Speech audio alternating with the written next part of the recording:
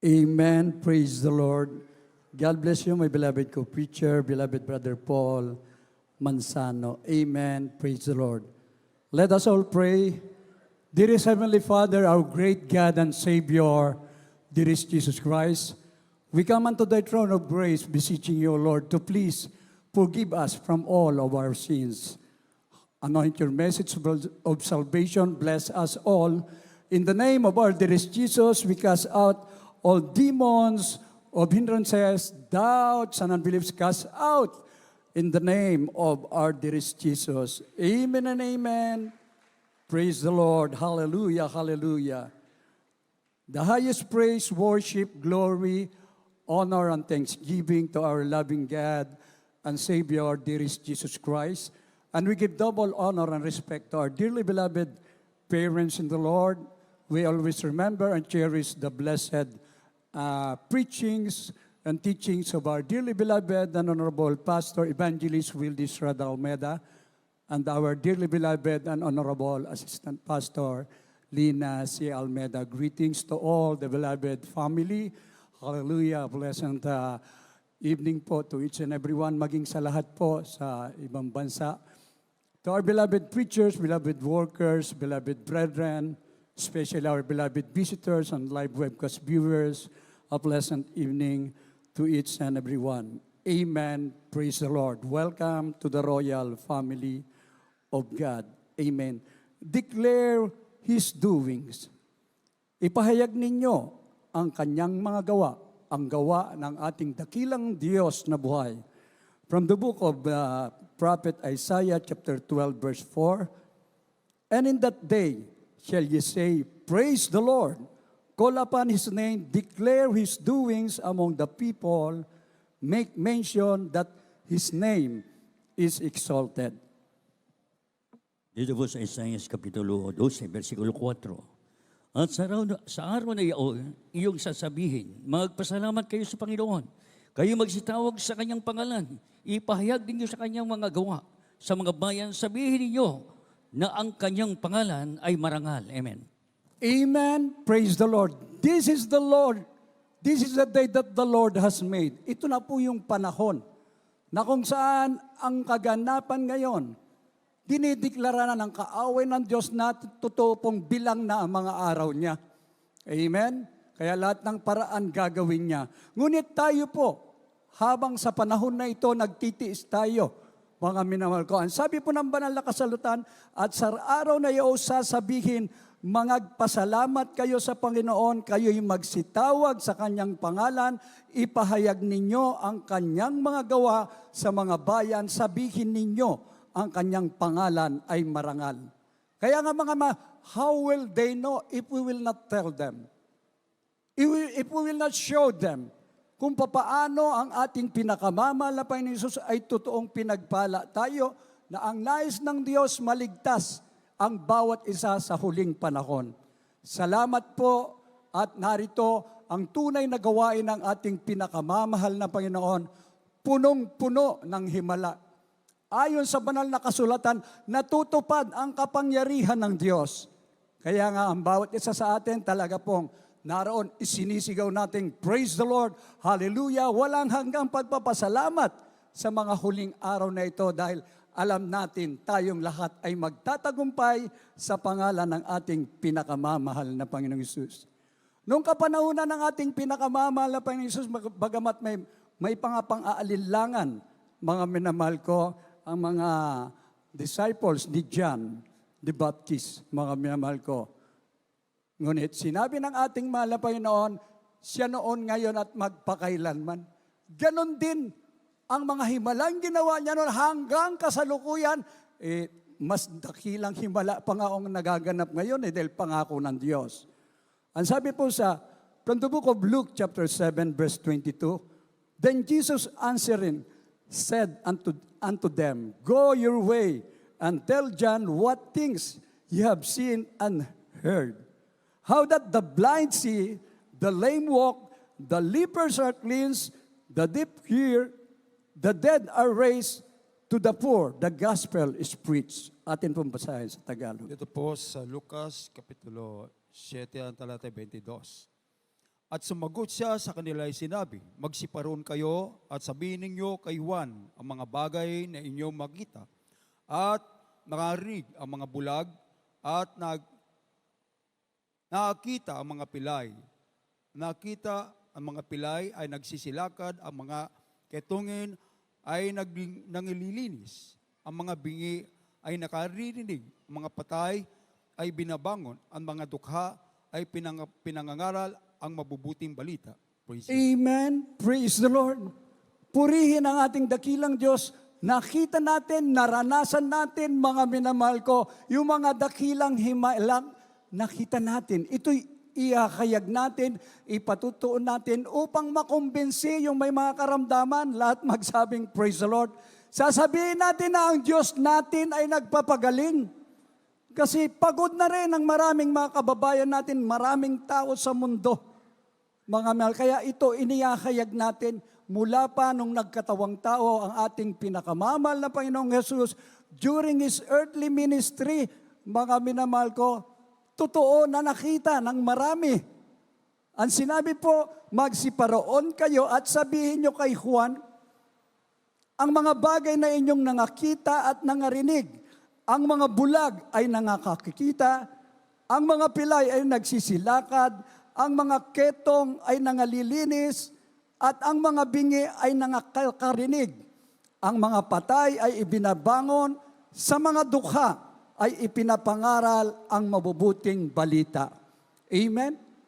Kagalingan, kapayapaan, kaligtasan, yung pagpapala pang idadagdag sa pangangailangan mo. Kaya nga mga mimal, majority ng ating mga kapatiran talagang galing po sa kahirapan, nalugmok, mga minamahal ko, ngunit natagpuan nila ang ating pinakamamahal na Panginoong Hesus.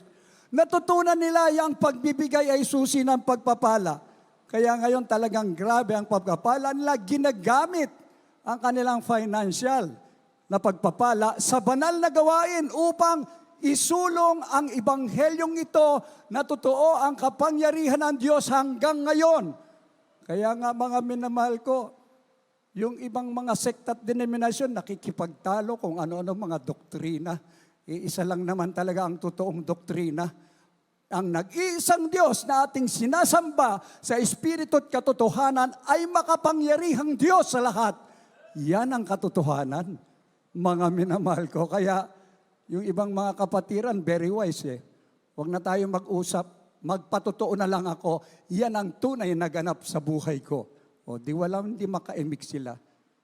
Tama, natatauhan na sila. Na tayo nga ay kailangang bawat isa sa atin, mga minamahal ko, hindi yung tayo ang ika-counter eh. Bandang uli, ikaw na ang bumigay, oo nga no, mag-alinlangan ka na. Tayuan natin ito, mga minamahal ko, na ang ating pinakamamahal na Panginoong Jesus hindi nagbabago hanggang kasalukuyan, hanggang sa kanyang pagbabalik. Ibig sabihin, totoo na ang pangako niya dito habang tayo'y nasa mundo, maging sa langit, yun ay totoong pangako niya, doon tayo magpapahinga dahil ang pangako niya ay walang hanggang buhay. Palakpakan natin ang ating pinakamamahal na Panginoon Jesus. Kaya ito, mabuting balita ang ating inihahayag. May prueba at ebidensya, mga minamahal ko. Nga sinasabi ng banal na kasulatan, yamang mabuti ang balitang napakinggan natin at naranasan natin. Ikaw ngayon ang magbabalita sa kanila. Amen? Iparating ang kapangyarihan ng ating pinakamamahal na Panginoong Jesus. Acts chapter 26 verse 22, ang sabi po, having therefore obtained help of God, I continue unto this day, witnessing both to small and great, saying none other things than those which the prophets and Moses did say should come. Amen. Praise the Lord. Dito po sa mga Gawang Kapitulo 26, versikulo 22. Nang aking tamuhin nga ang tulong na mula sa Diyos, ay nanatili ako hanggang sa araw ito, na nagpapatotoo sa maliliit at gayon din sa malalaki, na walang akong sinasabing anuman, kundi ang sinasabi ng mga propeta at ni Moses na mangyayari. Amen. Praise the Lord. Amen. Praise the Lord. Nakamtan na natin. Magula nung masave tayo, maging baguhan ka, merong himala. Hanggang kasalukuyan nagpapatuloy ka, puro himala, mga minamahal ko. Ang sabi po, ng aking tamuhin nga, ang tulong na mula sa Diyos, ay nanatili ako hanggang sa araw na ito, na nagpapatotoo sa maliliit at gayon din sa malalaki, na wala akong sinasabing anuman, kundi ang sinabi ng mga propeta at ni Moises na mangyayari. Mga minamahal, napakapalad po natin. Yung iba, hindi nila alam yung propeta o anuman eh. Nabulag sila. Pero dito mga minamahal ko, malinaw pa sa sikat ng araw. Kaya nga lagi natin sinasabi, through the first prayer of our dearly beloved pastor, Evangelist Wilde Estrada Almeida, the end-time prophet of God. Subukan nung wag banggitin ang pangalan ng ating mahal na pastor. Baka galis, hindi gumaling. Dito mga minamahal ko, sundan mo lang, pakinggan mo, sundin mo ang ipinagangaral ng propeta ng Diyos. Bigla ang disgrasya. Pag merong disgrasya, sumigaw ka ng hallelujah, praise the Lord. Mawawala yung disgrasya, magiging grasya at himala. Palakpakan natin ang ating pinakamamahal na Panginoon Hesus. Kaya tayo nananatili. Habang tumatagal, nagkakaedad ka man, lalo kang tumatatag eh. Mga minamahal ko, bakit? Sabi nga count your blessings, name them one by one. Kaya pag dumating ang pagsubok, party po ng buhay natin yan. Ang layunin upang patatagin ka na sa oras ng pangangailangan, hindi mo na kaya, He is there all the time. I will never leave you nor forsake you. Totoo naman eh. O di lalo kang tumatag, lalong tumaas ang pananampalataya mo, huwag ka lang mag-alinlangan. Huwag kang matakot. Kasama natin ang ating pinakamamahal na Panginoong Hesus. Hindi lang sinabi ng propeta, isinagawa niya nga, mga minamahal ko, doon sa Talipaw, Sulu. Kaya malapit na naman nating i-celebrate ang silver anniversary ng Talipaw, Sulu Peace Mission. Ipinakita mismo ng ating dearly beloved pastor na talagang hindi sa salita, bagkus sa gawa. Mapapatunayan mo, siya'y propeta ng Diyos. Mga minamahal ko, nagtagumpay ang peace mission na yan, mga minamahal ko, na doon napatunayan ng mga foreign hostages na ang Diyos ay nagpapagaling. Walang ospital doon eh. Pinatong ang kamay, pinanalanginan, ay nagsigaling. Amen? Praise the Lord. Yung mga armas, pagbabarilin sila mga Abu Sayyaf, nagtataka Abu Sayyaf, bakit ayaw pumutok? Pag kinalabit pataas, pumuputok. Bakit? Kasi tunay na mga anak ng Diyos ang umakyat dyan sa pangunguna ng propeta ng Diyos. Hindi pa nakontento. Ang kaaway, sinubukan. O, mga eroplano naman, binomba sila, military assault. Tayo naman noon, bago mangyari yun, nandun tayo, nakikiisa, mga minamahal ko, doon nagkaroon ng peace rally. Kakaibang rally yun, peace rally. Yun ang tunay na kapayapaang rally. Nagpupuri sa ating malapan na nanalangin, umiiyak, humingi ng habag sa ating dakilang Diyos. Pag-ingatan mo ang aming dearly beloved pastor and the 12 prayer warrior. God answered our prayers. Ibig sabihin, tayo nga ay tunay na mga anak ng Diyos. May karapatan tayo mag-celebrate ng peace mission dahil sumasa atin ang kapayapaan ng ating pinakamamahal na Panginoong Hesus.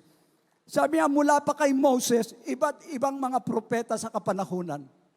Huwag mag-aalinlangan ng bawat isa. Ang ating minamahal at ginagalang na pastor ay propeta sa huling kapanahunan. Nasa panalangin niya, totoo po, lalo na po ngayon, nandun na sa langit sila. Our beloved parents in the Lord. Kapiling ang ating pinakamamahal na Panginoong Hesus. Ang signal natin, abay, daig pa sa satellite. Tumawag ka, manalangin ka sa mga oras na ito, pangangailangan. Gagaling, ihayag mo ang kabutihan ng Diyos, ipatong ang kamay sa may sakit, gagaling. Narinig niyo yung patutuo ng ating beloved, Michelangelo, yung pinsan niya na naputukan ng appendix. Malalason po yun. Pero napakinggan niya ang makapangyarihang ebanghelyo. pagkatapos tumanggap sa ating mahal na Panginoon, sa pangunang dalangin ng propeta, pagpatong ng kamay sa ulo, wala pang isang oras, inilabas niya yung mga toxic, yung mga lason, kulay berde. Hindi ko alam, parang 1 litro mahigit eh. Pagkatapos nun, guminhawa, pinagaling ng ating mahal na Panginoon, nakalabas sa ospital. Malaking bagay pala ang ihayag mo ang kapangyarihan ng Diyos. Pag tumanggap sila, mga minamahal, mabawasan ang gastos nila. Bakit? Maigsing panahon eh. Ilang days lang gumaling eh. Balak na naman biyakin ang kanyang tiyan dahil hindi masyadong nalinis. Kawawa, ano? Pero salamat sa Diyos, enough is enough. Kailangan gumaling na ang taong ito dahil sumampalataya sa ating pinakamamahal na Panginoong Hesus. Amen? Praise the Lord. Ano ang nais ng ating dakilang Diyos? Ikaw, ano bang ninanais mo ngayon sa huling panahon? Do you want your wealth or do you want your health?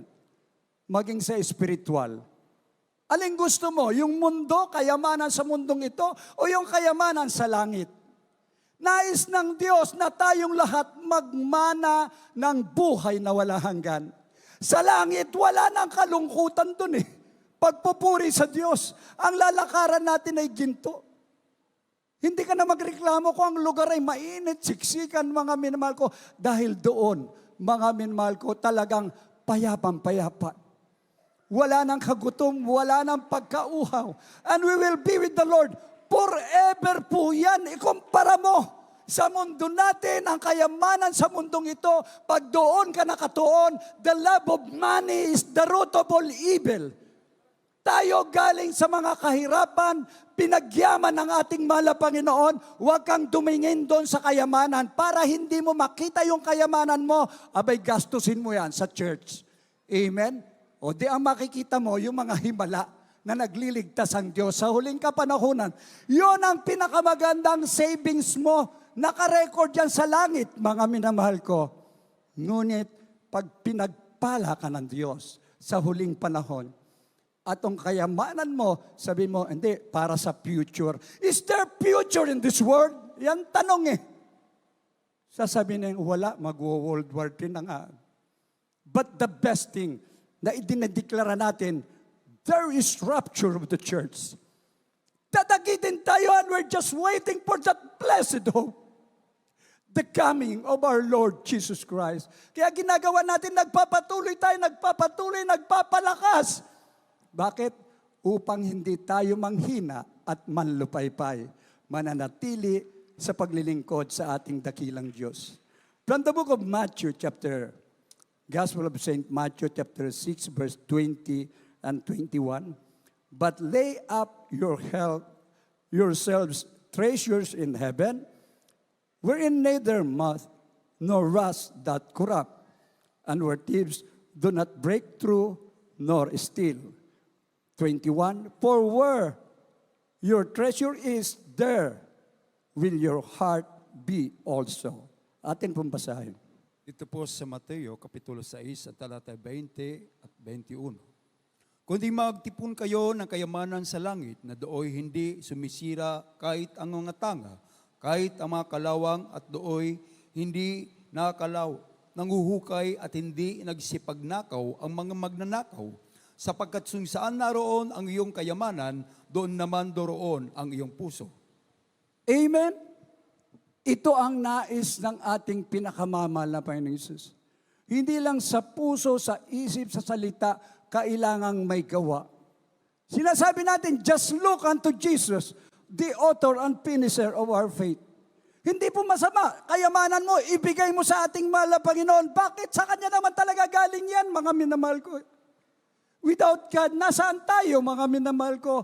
Ngunit ang Diyos, dahil nakita niya ang katapatan ng bawat anak niya, ibubuhos niya ang pagpapala, kaya nga pwede tayong tawagin prinsipe at prinsesa ng kaharian ng Diyos. Dahil ang ating sinasamba ay ang hari ng mga hari, Diyos ng mga Diyos, ang Diyos na lumikha sa atin, kinahabagan pa rin tayo nung tayo makasalanan, siya po ay namatay upang tayo'y tubusin sa ating mga kasalanan. Amen? Mangagtipon kayo ng mga kayamanan sa langit na dooy hindi sumisira kahit ang tanga, kahit ang kalawang, at dooy hindi nanghuhukay at hindi nagsisipagnakaw ang mga magnanakaw. Sapagkat kung saan naroon ang iyong kayamanan, doon dumoroon ang iyong puso. Mga minamahal ko, nakakalungkot yung mga kaganapan ngayon. Yung mga scam ngayon, grabe. Yung mga panluloko ng ibang tao, kung ano-ano i-offer sa iyo bandang huli, wala rin. Mga minamahal ko.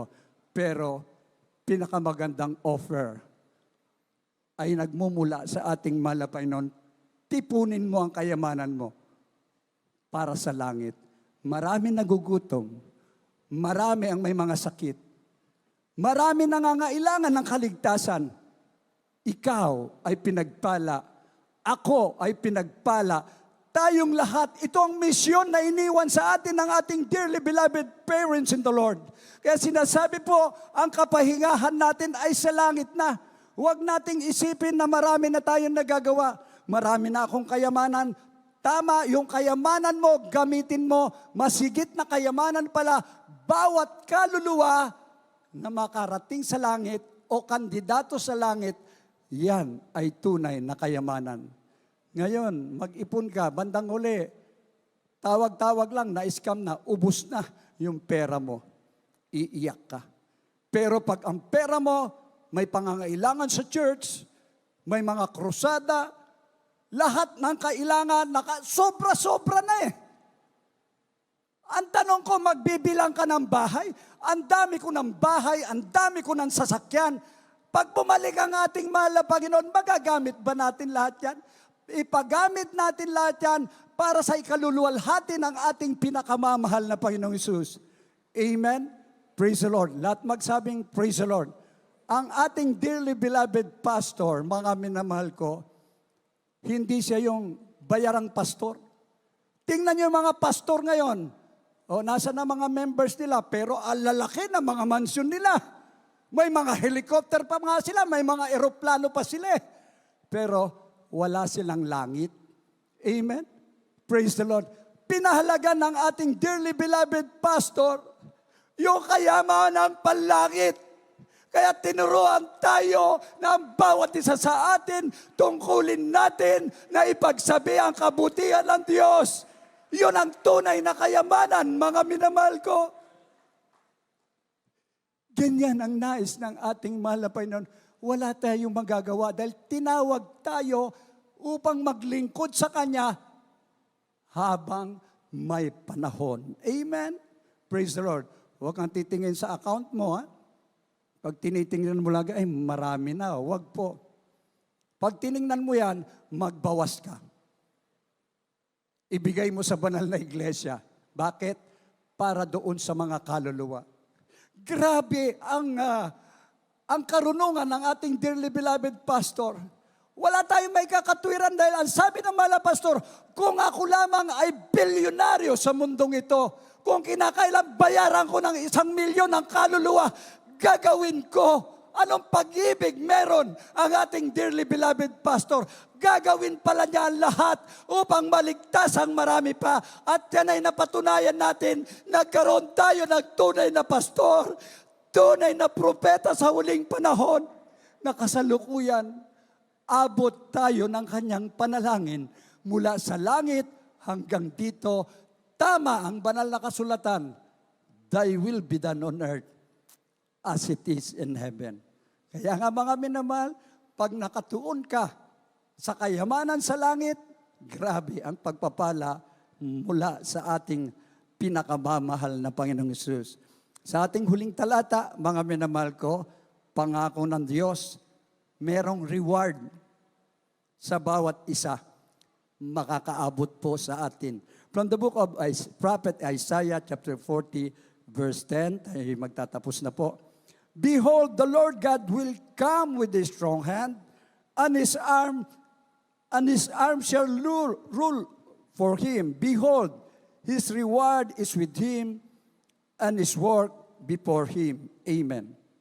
Dito po sa Isaiah Kapitulo 40, versikulo 10. Narito ang Panginoong Diyos ay darating na gaya ng mga makapangyarihan. At ang kanyang kamay ay magpupuno sa ganang kanya. Narito ang kanyang gantimpala ay dala niya. At ang kanyang ganti ay nasa harap niya. Amen. Amen. Praise the Lord. Malapit na. Yung talagang tunay na gantimpala natin. Yung makarating tayo sa langit sa piling ng ating pinakamamahal ng Panginoong Yesus. Narito ang Panginoong Diyos ay darating na gaya ng makapangyarihan. At ang kanyang kamay ay magpupuno sa ganang kanya. Narito ang kanyang gantimpala ay dala niya. At ang kanyang ganti ay nasa harap niya. Amen. Ang sabi ng banal na kasulatan, mga minamahal ko, pag ikaw ay gumawa sa banal na ubasan ng ating dakilang Diyos, naging tapat ka. Tapat din siya, mga minamahal ko, dahil kung anong itinanim mo, aani ka ng masaganang pagpapala dito pa lang sa mundo, higit sa lahat. Kaya nga sinasabi, ang kininuman, ang kayamanan sa mundo, ngunit kaluluwa mo naman itapon sa impyerno. Pinakamagandang pamantayan, masigurado mo na ikaw ay ang kining tunay na anak, tagapagmana ng buhay na wala hanggan dahil iiwan natin ang lahat. Kaya nga mga minamahal, habang tayo'y pinagpapala, gamitin natin ang lahat. Total galing naman sa Diyos. Ang ating kalakasan, sa Kanya galing ang ating hininga habang may panahon. Dahil ang ating kapahingahan lamang, anytime bawiin tayo ang ating buhay sa piling ng ating mahal na Panginoon. Ngunit ikaw at ako ay itinalaga sa huling panahon na ito upang maging ilaw, upang maging asin sa mundong ito. Alam natin na marami ang napapahamak, marami naghahanda ngayon sa mga kalamidad kung papaano sila maligtas. Sa mga gyera kung papaano ang mga malalakas na bansa nagpapakita ng palakasan na sila raw ang makapangyarihan. Ngunit ito'y programa ng kaaway ng Diyos na sinasabi, mga minamahal ko, Satan came to kill and to destroy, but our Lord Jesus, bumaba po siya to save us all. Amen and amen. Praise the Lord. Kaya nga mga minamahal, sa unang talata na ating binasa, ang sabi po, isa puso natin, mga minamahal ko, at sa araw na yaoy, iyong sasabihin, ito na nga ang araw, mga minamahal ko. Magpapasalamat tayo kayo sa Panginoon. Kayo'y magsitawag sa kanyang pangalan, ipahayag ninyo ang kanyang mga gawa sa bayan, sabihin ninyo na ang kanyang pangalan ay marangal. Palakpakan po natin ang ating pinakamamahal na Panginoon Jesus.